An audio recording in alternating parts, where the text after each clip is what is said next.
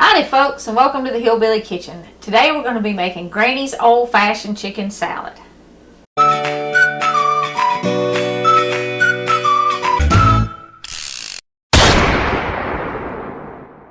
Now you can use either your homemade chicken in this, something that you have left over from where you've made chicken pot pies or whatever, or if you need a whole bunch of chicken broth and you don't know what to do with the chicken, this is something you can do with the chicken.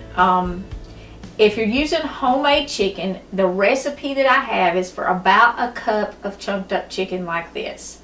You can also use these cans of chicken, and this recipe is for the 12.5 ounce can.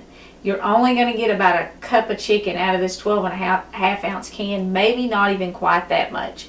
But it is okay to use the canned stuff in this recipe if you need it really quick.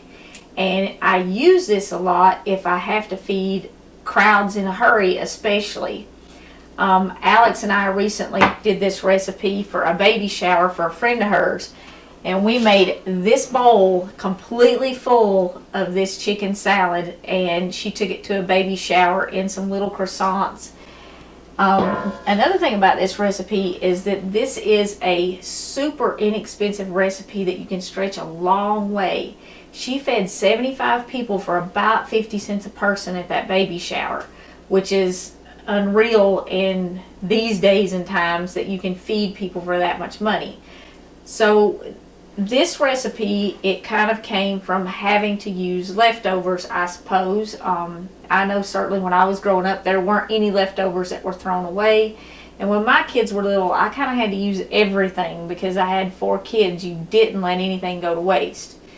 But this is less than a chicken breast, and this will feed 3 to 4 people depending on how far you stretch it. But the other things you're going to need is you're going to need about 1/4 cup of pickle relish. The pickle relish you choose in this is really going to affect the taste of it, because the way the pickle relish is spiced is going to change the whole flavor of your chicken salad. I personally like Wickles. Full disclosure to the authenticity of this recipe being my granny's, she used her own pickles. Nobody around here carries my granny's pickles. None of these grocery stores, they just don't have them. But anyway, I like the Wickles. If you have homemade pickles, certainly they're good in it. And the pickles that she used in this were her bread and butter pickles.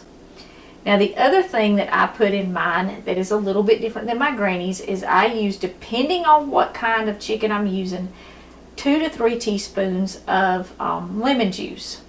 Now Granny would have just used a little bit of extra pickle juice in hers to season it, and that's because she didn't have access to grocery stores. I mean, there really was no such thing where we lived. You had to drive an hour and a half or 2 hours to even get to a supermarket like what we would consider a supermarket today, and lemon trees are not in abundance in the Appalachian Mountains. So if you're using your homemade chicken, you're probably going to need at least 3 teaspoons of lemon juice to keep it from being dry. If you're using this canned, you want to drain it, and it's still going to have quite a bit more moisture than your homemade chicken that you have left over. So you can cut it down to 2 teaspoons probably. You're going to need 1/4 cup of mayonnaise, and you can use a little more if you like a little more. If you're trying to do something healthier, you can also substitute the Greek yogurt in this recipe. You're going to need 2 to 3 teaspoons of onion powder. I like a little more flavor, so I usually do the 3 teaspoons. And I also put in about 1 teaspoon of sugar. Now this is optional, and believe it or not, Granny used it in hers. It just really adds to the flavor. You're not putting enough sugar in it to sweeten it. You're using sugar more as a spice, and it really does add a lot of flavor.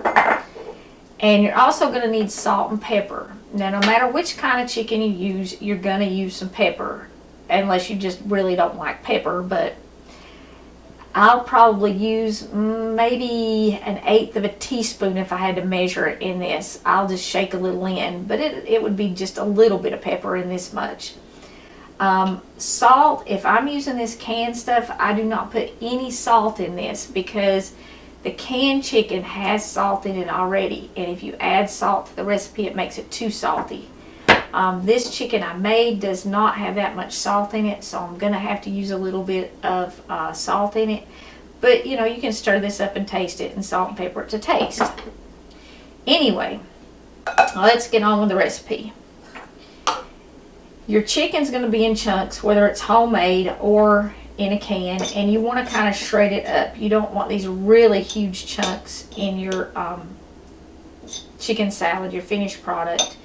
And you can do that with a fork. If you're making a ton of it, like Alex and I did in the big bowl for the baby shower, you can even use your hands to do this. That's probably the fastest way to do it. Just mash it up a little bit.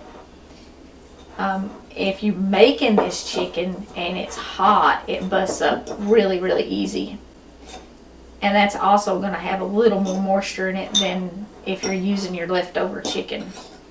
Alright, that's pretty good. We don't have any huge chunks, and it'll bust up a little bit more as we stir this stuff in. But I'm just going to dump my onion powder in there, and my sugar, and my lemon juice.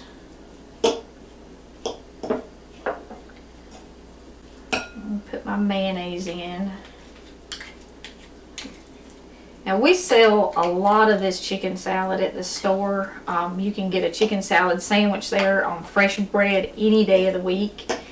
And every so often David makes some croissants that are just absolutely wonderful.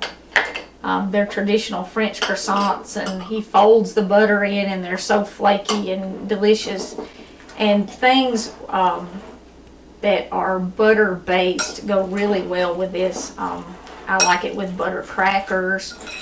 It's wonderful on the croissants. The butter just adds a lot of flavor to it.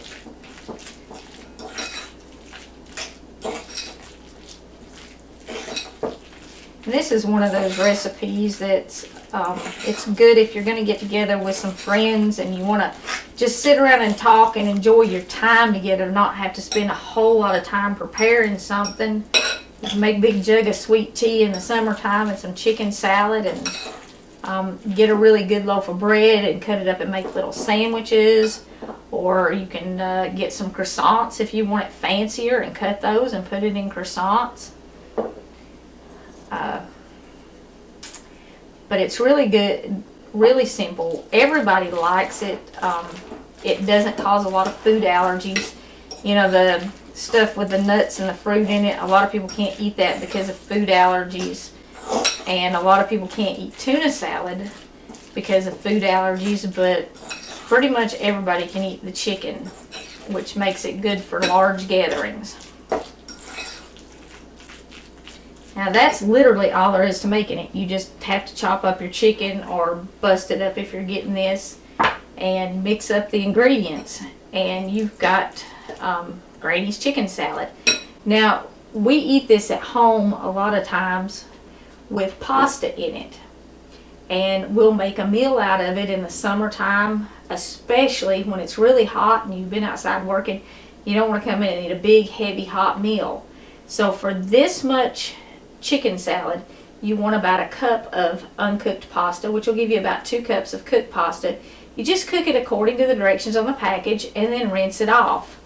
Dump it in there, mix it up. You might need a little more mayo, but probably not. But I'm going to show you what that looks like too. If you're going to use it on sandwiches or crackers, though, you wouldn't add the pasta. And like I said, this will feed 3 to 4 people. And if you wanted to have a luncheon with friends, you could do the pasta and just do some crackers on the side. Brett absolutely loves this, and he has a fish allergy, so we can't ever do the tuna salad or any of the recipes that have tuna in them that everybody does with pasta and stuff. So we do this. Oops. But when we have this like this with the pasta in it, I usually serve it with some crackers.